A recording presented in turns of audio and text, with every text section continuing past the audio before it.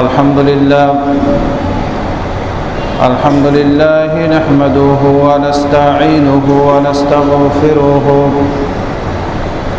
ونعوذ بالله من شرور أنفسنا ومن سيئات أعمالنا من يهده الله فلا مضل له ومن يضلله فلا هادي له أشهد أن لا إله إلا الله وحده لا شريك له وأشهد أن محمدًا عبده ورسوله الذي أرسله بالحق بشيرا ونذيرا وداعيا إلى الله بإذنه وسراجا منيرا أما بعد فإن خير الحديث كتاب الله وخير الهدي هدي محمد صلى الله عليه وسلم وشر الأمور محدثاتها وكل محدثة بدعة وكل بدعة ضلالة وكل ضلالة في النار فأعوذ بالله من الشيطان الرجيم بسم الله الرحمن الرحيم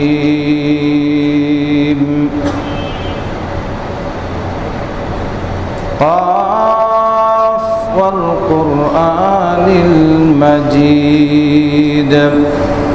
بل عجبوا أن جاءهم منذر منهم فقال الكافرون هذا شيء عجيب أإذا متنا وكنا ترابا ذلك رجع بعيد قد علمنا ما تنقص الأرض منهم وعندنا كتاب حفيظ وقال تعالى أعوذ بالله من الشيطان الرجيم الحج أشهر معلومات فمن حج فيهن فلا رفث ولا فسوق ولا جدال في الحج عن أبي هريرة رضي الله عنه قال قال رسول الله صلى الله عليه وسلم من حج لله فلم يرفث ولم يفسق رجع كيوم ولدته أمه متفق عليه وقال تعالى أعوذ بالله من الشيطان الرجيم ولله على الناس حج البيت من استطاع إليه سبيلا প্রশংসা মাত্রই আল্লাহ সুবহানাহু ওয়া তাআলার। দরুদ ও সালাম বর্ষিত হোক আমাদের নবী মুহাম্মদ রাসূলুল্লাহ সাল্লাল্লাহু আলাইহি ওয়াসাল্লামের উপর।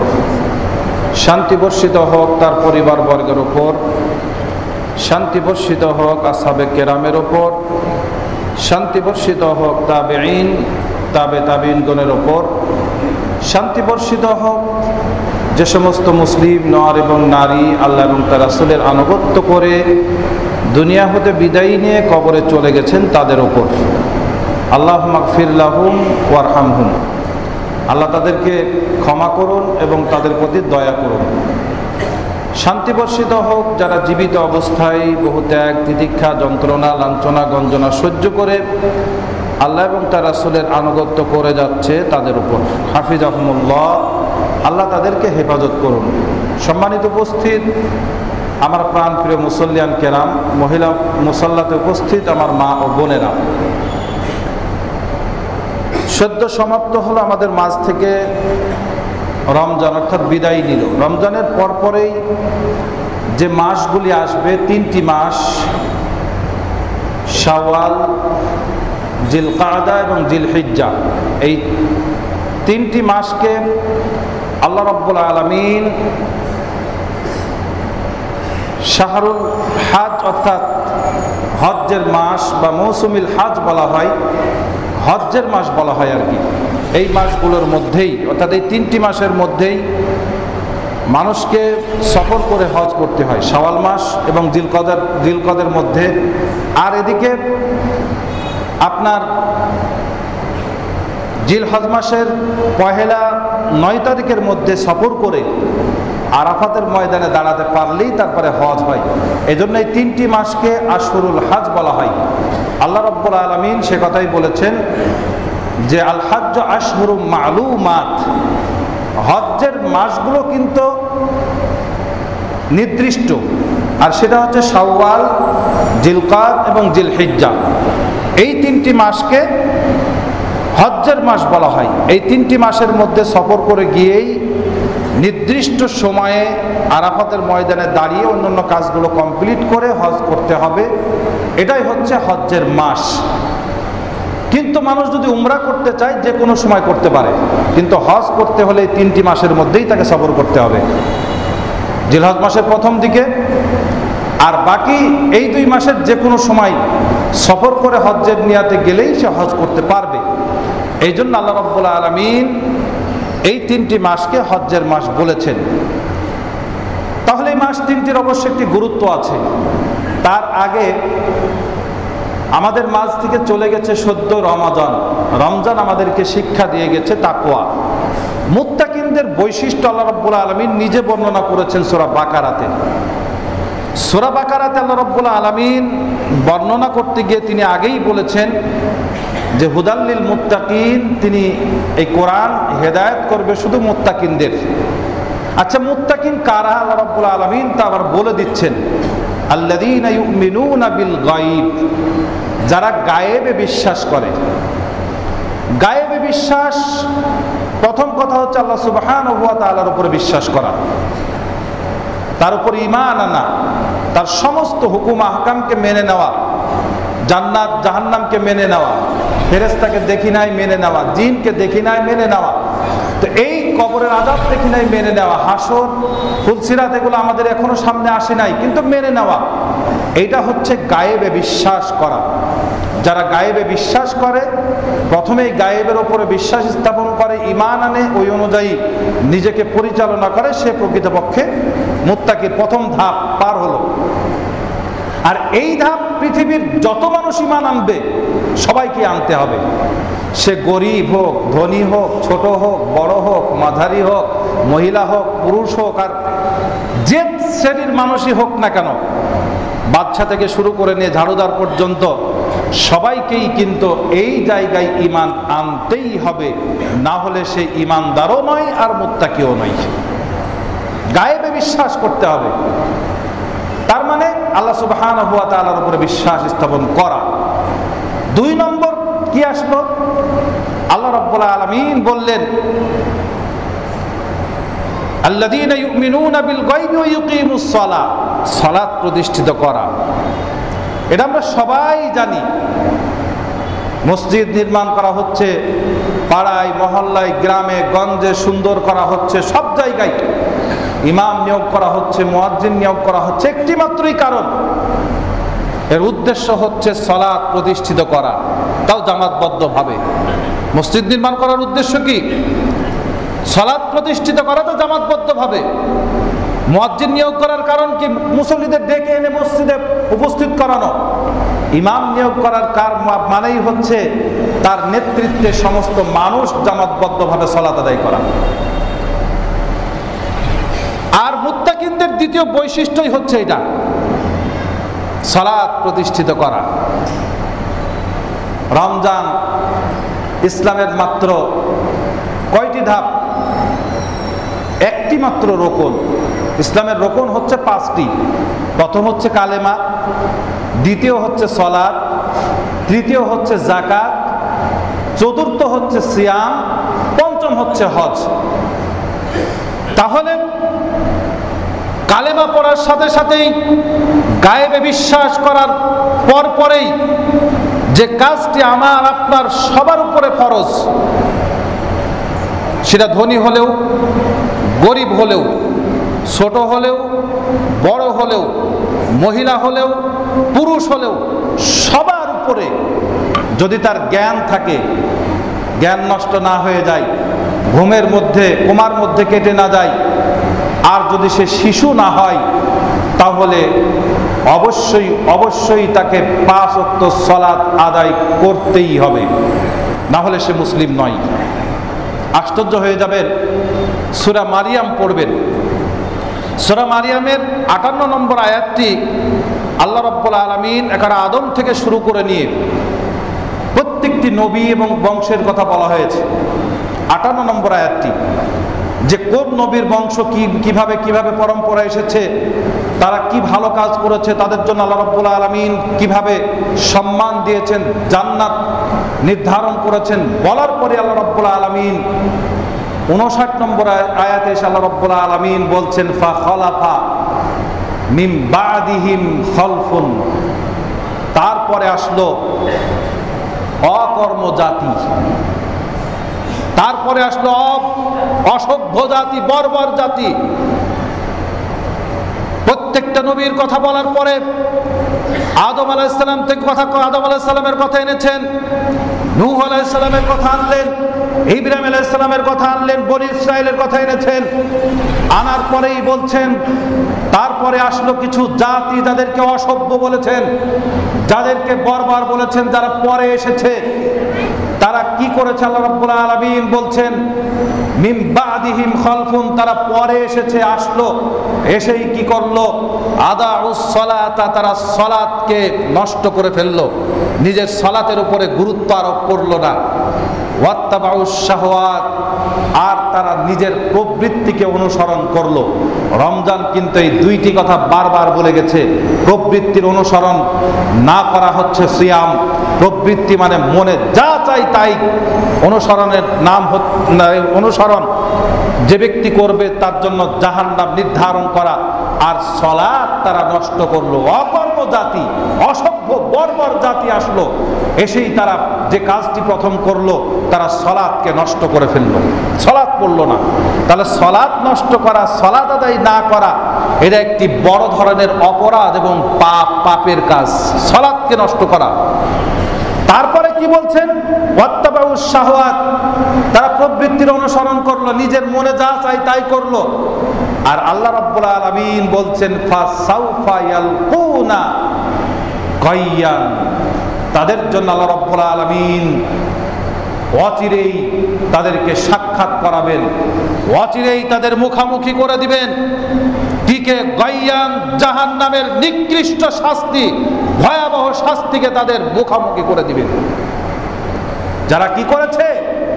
সালাতকে নষ্ট করে ফেললো, সালাতকে নষ্ট করেছে, তাদের কথা বললেন।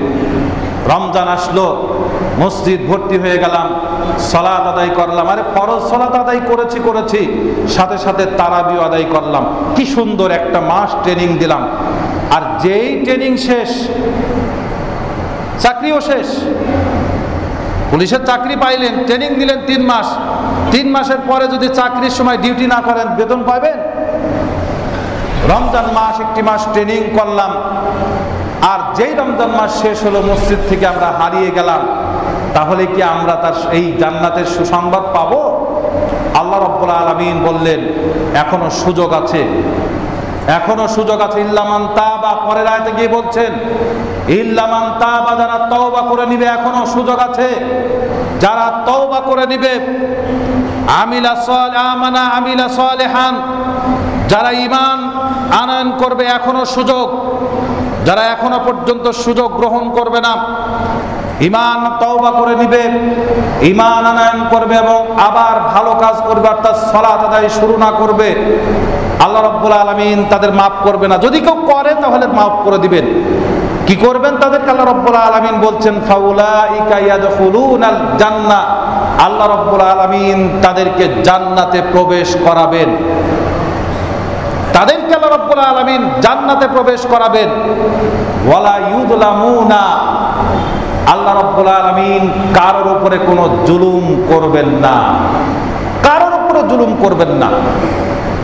সম্মানিত উপস্থিতি, আল্লাহ রাব্বুল আলামিন আমাদেরকে সাবধান করে দিলেন, যারা সালাত নষ্ট করেছে তাদের মুখামুখি করবেন জাহান্নামকে খুব দ্রুত। ফাসাউফা ইয়ালকাউনাহু গায়য়ান, খুব দ্রুত তাদের সামনে জাহান্নামকে এনে উপস্থিত করবেন। সালাতের যতগুলো আয়াত এসেছে যদি বিশ্লেষণ করা যায় তাহলে আমি মুসলিম থাকতে পারি না। সালাতের যত আয়াত এসেছে যদি বিশ্লেষণ করা যায়, দুনিয়াতে তার শাস্তি আছে। শাসক ধরে এনে মারপিট করতে পারে, জেল ডেকে দিতে পারে, জরিমানা করতে পারে, শেষ পর্যন্ত না হলে ফাঁসি পর্যন্ত ঝুলিয়ে দিতে পারে। তার আয়াত নম্বর হচ্ছে সূরা তাওবার 5 নম্বর আয়াত। সূরা তাওবার 11 নম্বর আয়াত আল্লাহ রাব্বুল আলামিন বলছেন, কেউ যদি সালাত আদায় না করে, যাকাত না দেয়, তাহলে তোমাদের দ্বীনি ভাই না সে, দ্বীনি ভাই না সে তোমাদের দ্বীনি ভাই হতে পারে না, সে তোমাদের মুসলিম ভাই হতে পারে না। সালাতের এত বড় গুরুত্ব, অথচ আজান হচ্ছে, সামনে দিয়ে হেঁটে যাচ্ছি, ডাকে কোনো অনুভূতি নাই। বাজারে হাজার হাজার মানুষ, মসজিদে মুয়াজ্জিন আজান দিচ্ছে, কোনো প্রতিক্রিয়া নাই। অথচ আল্লাহ রাব্বুল আলামিন বলেছেন ইন্নামাল মুমিনুনা আল্লাযীনা ইযা যুকিরাল্লাহু ওয়াজিলাত কুলুবুহুম। মুমিন তো হচ্ছে তারা, আল্লাহ রাব্বুল আলামিন বলছেন মুমিন হচ্ছে তারাই যাদের কানে আল্লাহ রাব্বুল আলামিনের জিকির স্মরণ উচ্চারিত হয়, আল্লাহ রাব্বুল আলামিনের নাম উচ্চারণ হয়, আল্লাহ রাব্বুল আলামিনের নাম কানে ঢোকে। আল্লাহ রাব্বুল আলামিন বলছেন ওয়াজিলাত কুলুবুহুম, তার অন্তরটি ভয়ে থরথর করে কেঁপে ওঠে। আল্লাহ রাব্বুল আলামিনের নাম শোনার সাথে সাথেই অন্তরটি ভয়ে কেঁপে ওঠে, এর নাম হচ্ছে মুমিন।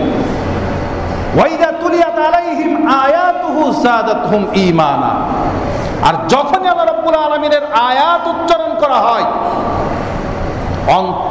তার ঈমানটা বেড়ে যায়। মুয়াজ্জিন আযান দিচ্ছে, মুয়াজ্জিন আপনার আদেশ আযান দেয় না, কোন কমিটির আদেশ আযান দেয় না। মুয়াজ্জিনের আযানটা শুরু হয়েছে সেই থেকে যেদিন নবী মুহাম্মদ রাসূলুল্লাহ সাল্লাল্লাহু আলাইহি ওয়াসাল্লাম বেলাল রাদিয়াল্লাহু তাআলা আনহুকে বলেছিলেন, বেলাল তুমি গিয়ে আযান দাও। তার আগেও কিন্তু চেয়েছিল, কেউ বলেছিল ঘন্টা বাজানো হোক, কেউ বলেছিল বাঁশি বাজানো হোক, কেউ বলেছে বিগি করা হোক, অন্য কোনো পদ্ধতি করা হোক, কেউ বলেছে ডেকে আনা হোক। আল্লাহ রাব্বুল আলামিন স্বপ্নের মাধ্যমে আযান চালু করে দিলেন।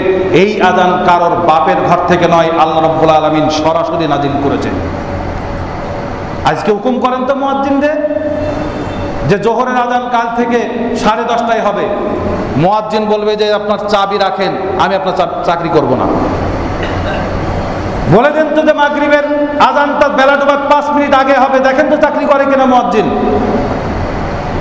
তার মানে আযানটা দেওয়া হয় আল্লাহ সুবহানাহু ওয়া তাআলার আদেশে। আল্লাহু আকবার, আল্লাহ মহান, এই কথাটা আর কাউকে দিয়ে ডাকা হয় না। আর এই কথা শোনার পরে যদি কোনো মানুষের অন্তরটি কেঁপে না ওঠে, তাহলে বুঝতে হবে সে ব্যক্তি মুমিন নয়। আল্লাহ রাব্বুল আলামিন বলছেন মুমিন নয়। রমজান চলে গেল, ট্রেনিং নিলাম, আর সেই ট্রেনিং এত দ্রুত ভুলে গেলাম, আশ্চর্য ব্যাপার। নবী করিম সাল্লাল্লাহু আলাইহি ওয়াসাল্লাম বলেছেন আউয়ালু মা ইউহাসিবু বিহিল আবদ আস-সালাহ। কিয়ামতের ময়দানে আল্লাহ রাব্বুল আলামিন যত আমল আছে ঈমান আনার পরে, তাওহীদ যদি ঠিক থাকে, শিরিক যদি না করে থাকে একজন বান্দা, তাহলে কিয়ামতের ময়দানে সর্বপ্রথম যে কাজটির হিসাব আল্লাহ রাব্বুল আলামিন গ্রহণ করবেন সেটাই হচ্ছে সালাহ, নামাজের। আল্লাহ নবী সাল্লাল্লাহু আলাইহি সাল্লাম এতটুকু বলে শেষ করলেন না, তিনি এবার এসে বলছেন ফামান সালুহাত সালুহা লাহু সাইরু আমালিহি। যদি কারোর নামাজ সুন্দর হয়ে যায়, নামাজের হিসাব সুন্দরভাবে দিয়ে দিতে পারে, নামাজের হিসাব ঠিকভাবে দিয়ে দিতে পারে, আল্লাহ রাব্বুল আলামিন বলছেন তার সমস্ত আমল আল্লাহ রাব্বুল আলামিন ঠিক করে দিবেন, সমস্ত আমল ঠিক করে দিবেন। নামাজ ঠিক নাই, ওয়া ইন ফাসাদাত ফাসাদা লাহু সাইরু আমালিহি। যে ব্যক্তির সালাত ঠিক নাই, সালাতের হিসাব ঠিক নাই, সালাতের হিসাব ঠিক মতো দিতে পারবে না, আল্লাহ রাব্বুল আলামিন তার সমস্ত আমলগুলোই আল্লাহ রাব্বুল আলামিন ফাসেদ, নষ্ট করে দিবেন। তাহলে কি হলো? নামাজ ঠিক, আপনার রোজাও ঠিক, নামাজ ঠিক, আপনার যাকাত ঠিক, নামাজ ঠিক, আপনার হজও ঠিক, নামাজ ঠিক, আপনার দানও ঠিক, নামাজ ঠিক, আপনার অন্যান্য আমলও ঠিক। নামাজ ঠিক নাই, অন্যান্যগুলো ঠিক নাই। হাদিসটা তো এটাই বুঝায়। সিয়াম রাখবেন, না খেয়ে থাকবেন, এটা ভালো কথা, ভালো আমল, কিন্তু সালাত আদায় করবেন না, এটা আপনাকে আল্লাহ রাব্বুল আলামিন কখনোই সুযোগ দিবেন না। অনেকেই বলে থাকেন যে আমি জীবনে কোনোদিন অন্যায় করি না। আসলে সালাত না পড়া যে একটা অন্যায়, এই কথাটা আমরা কোনোদিন বলি না, ভুলেই গেছি। সালাত আদায় না করা যে একটা অন্যায়, আল্লাহ রাব্বুল আলামিনের তরফ থেকে ডাকা হচ্ছে, 5 বার কল করা হচ্ছে, এটা যে একটা অন্যায়, এটা আমরা একবারে ভুলেই গেছি। একজন মানুষ 5 ওয়াক্ত সালাত আদায় করে, সালাত ছেড়ে দেওয়া তো প্রশ্নই আসে না। একজন মানুষ 5 ওয়াক্ত সালাত আদায় করে, একবার টাইম, কারণ আল্লাহ রাব্বুল আলামিন বলেছেন ইন্নাস সালাতা কানাত আলাল মুমিনিনা কিতাবাম মাওকুতা। আল্লাহ রাব্বুল আলামিন প্রত্যেকটা মুমিনের উপরে, প্রত্যেকটা মুসলিমের উপরে টাইম অনুযায়ী সালাত আদায় করা ফরজ করেছেন। একজন মানুষ 5 ওয়াক্ত সালাত আদায় করে টাইম অনুযায়ী, টাইমও ঠিক আছে, কিন্তু জামাতে আদায় করে না। আছে না এরকম কিছু মানুষ? নবী করিম সাল্লাল্লাহু আলাইহি ওয়াসাল্লাম তার ব্যাপারে হুঁশিয়ারি দিয়েছেন। কয়টা হাদিস? প্রথম কথা, নবী করিম সাল্লাল্লাহু আলাইহি ওয়াসাল্লাম বলছেন আমার ইচ্ছা হয় একজন মানুষকে আযান দিতে বলতে, আর ইচ্ছা হয় একজন মানুষকে বলি আমি কাঠ জড়ো করতে, আর আরেকজনকে আমার ইমামতিতে দাঁড় করিয়ে দিতে। 3টি কথা বললেন। কেন? বলছে আমার ইচ্ছা হয় কাঠগুলো নিয়ে গিয়ে যারা পিছনে পড়ে আছে, সালাত আদায় করতে আসে নাই, তাদের বাড়ি ঘরগুলো জ্বালিয়ে পুড়িয়ে শেষ করে দিতে, তাদের সহ। সালাত আদায় করে 5 ওয়াক্ত, তাও নবী করিম সাল্লাল্লাহু আলাইহি ওয়াসাল্লাম বলছেন যে আমার ইচ্ছা হয় আযান দিতে একজনকে বলতে, আর একজনকে আমার ইমামতিতে দাঁড় করে দিতে, আর একজনকে কাঠ জড়ো করতে, এবং যারা পিছনে পড়ে গেছে, সালাত আদায় করতে আসে নাই, জামাতে আসে নাই, তাদের বাড়িঘর জ্বালিয়ে দিতে, তাদের সহ। কেন দিই না জানেন? ওই বাড়িতে শিশু বাস করে আর ওই বাড়িতে মহিলা বাস করে, মহিলাদের জন্য জামাত ফরজ নয় আর শিশুদের জন্য সালাত ফরজ নয়, যার কারণে আমরা বেঁচে আছি। একজন মানুষ সালাত আদায় করে, 5 ওয়াক্তই আদায় করে, টাইম অনুযায়ী আদায় করে, জামাতে আসে নাই, তাই এই শাস্তি। অন্ধ ব্যক্তি এসে বলল আল্লাহ রাসূল সাল্লাল্লাহু আলাইহি সাল্লাম আমি অন্ধ ব্যক্তি, আমার একটু সুযোগ করে দেন না। নবী করিম সাল্লাল্লাহু আলাইহি সাল্লাম বলছেন যাও তুমি বাড়িতে সালাত আদায় করবে। কিছুক্ষণ পরে ডেকে বলছে এই ব্যক্তি তুমি কি হাল নিদা বিস সালাত আল তাসমা নিদা বিস সালাত, তুমি কি আযান শুনতে পাও নামাজের? লোকটি বলছে হ্যাঁ শুনতে পাই, অন্ধ ব্যক্তি। তো বলছে ফাজিব, তাহলে মসজিদে আসো, জামাতের সাথে সালাত আদায় করো। ব্যক্তিটা কে? আব্দুল্লাহ ইবনে উম্মে মাকতুম, যিনি ফজরের আযান দিতেন রমজান মাসে। আব্দুল্লাহ ইবনে মাকতুম এর কি অভিযোগ ছিল সবগুলো হাদিস বিশ্লেষণ করে খুঁজে বের করেছে সেদিন। 1 নম্বর তার অভিযোগ ছিল সে বয়স্ক মানুষ, খুবই বৃদ্ধ মানুষ, অচল মানুষ, 2 নম্বর অভিযোগ, তিনি একজন অন্ধ মানুষ। 3 নম্বর অভিযোগ, রাস্তা ভালো না, আমাদের মতো এত সুন্দর রাস্তা না। 4 নম্বর অভিযোগ, তাকে দিয়ে যাবে কোনো লোকও নাই। 5 নম্বর অভিযোগ, রাস্তাতে নেকড়ে বা অন্যান্য প্রাণীরা থাকতে পারে, যে কোনো ক্ষতি করে ফেলতে পারে, রাস্তা নিরাপদ নয়, ভাঙা ভোঙা থেকে সে আছাড় পড়তে পারে। তারপরেও নবী করিম সাল্লাল্লাহু আলাইহি ওয়াসাল্লাম বলছে, তুমি যদি আযান শুনে থাকো মসজিদে আসো, জামাতের সাথে সালাত আদায় করো। তাহলে 5 ওয়াক্ত সালাত আদায় করে, কিন্তু জামাতে আসার জন্য একজন অন্ধ ব্যক্তিকে ছাড় দেওয়া হলো না। আব্দুল বিন মাসউদ রাদিয়াল্লাহু তাআলা আনহু বর্ণনা করছেন যে নবী করিম সাল্লাল্লাহু আলাইহি ওয়াসাল্লাম, নবী করিম সাল্লাল্লাহু আলাইহি সাল্লামের সাহাবী, তিনি বলছেন যে যে মসজিদ থেকে আযান দেওয়া হবে, যেখান থেকে আযান শোনা হবে, সেই মসজিদে গিয়েই তোমাদেরকে জামাতের সাথে সালাত আদায় করতে হবে। এটা হচ্ছে আল্লাহ রাব্বুল আলামিনের তরফ থেকে একটা নিয়ম নীতি আল্লাহ রাব্বুল আলামিন তৈরি করে দিয়েছেন। আর এই নীতি হচ্ছে প্রত্যেক নবীদের নীতি। এই নবীদের নীতি যারা জামাত ছেড়ে দিবে, আইন তারাকতুম সুন্নাতা নবীকুম, যারা জামাত ছেড়ে দিবে তারা নবীদের নীতিকে ছেড়ে দিল। ওয়ালাউ তারাকতুম সুন্নাতা নবীকুম, আর যারা জামাত ছেড়ে দিল তারা নবীদের নীতিকে ছেড়ে দিল। আর নবীদের নীতিকে যারা ছেড়ে দিল, লা দালালতুম, তাহলে তোমরা পথভ্রষ্ট হয়ে যাবে।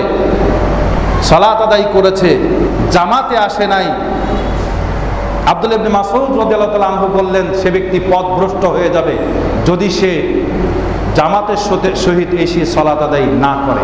আশ্চর্য ব্যাপার, একজন মানুষ সালাত আদায় করে, সব করে, কিন্তু জামাতে আসতে না পারার কারণেই যদি তার সালাতের এই পরিস্থিতি হয়, তাহলে যে ব্যক্তি নামাজ পড়ে না সে ব্যক্তি কিভাবে মুমিন থাকে? আমাকে একটু বুঝিয়ে বলেন। জামাত ছেড়ে দিলেই যদি সে পথভ্রষ্ট হয়ে যায়, তাহলে যে ব্যক্তি একবারই সালাত আদায় করে না তার পরিস্থিতি কি হবে সেটা বলেন। সম্মানিত উপস্থিতি, সালাতের বিষয়ে এর আগেও আলোচনা করছি, আবার করলাম এই কারণেই যে আমরা কিছুদিন আগেই মুত্তাকির সংবাদটা বারবার শুনেছি। আর মুত্তাকি হতে হলে আপনাকে অবশ্যই একজন সালাত আদায় করে করতে হতে হবে। একজন ব্যক্তি সালাত আদায় করে, 5 ওয়াক্তই করে, জামাতেও আসে, কিন্তু ঈশা ফজর আসতে পারে না, ঈশা ফজর আসতে পারে না। নবী করিম সাল্লাল্লাহু আলাইহি ওয়াসাল্লাম বলছেন, মা আসকাল আলাল মুনাফিকিন, মুনাফিকদের কাছে কঠিন কোনো কাজই নাই, কোনো কঠিন কাজ নাই। ঈশার সালাত জামাত আদায় করা আর ফজরের সালাত জামাতে এসে আদায় করা, এটা মুনাফিকদের কাছে একটা কঠিন কাজ। আমি বলছি না, বুখারী মুসলিমের হাদিস। নবী করিম সাল্লাল্লাহু আলাইহি ওয়াসাল্লাম হাদিসটা এতটুকুই বললেন না, না বলে তিনি বললেন যে লাউ ইয়ালামুনা মা ফীহিমা, মানুষ যদি জানতো যে এই 2 সালাতের মাঝে কি আছে, কি বরকত আছে, কি ক্ষমতা আছে, এই সালাতের মধ্যে আল্লাহ রাব্বুল আলামিন কি নিহিত করে রেখেছেন, মানুষ যদি এতটুকু জানতো তাহলে কি করতো?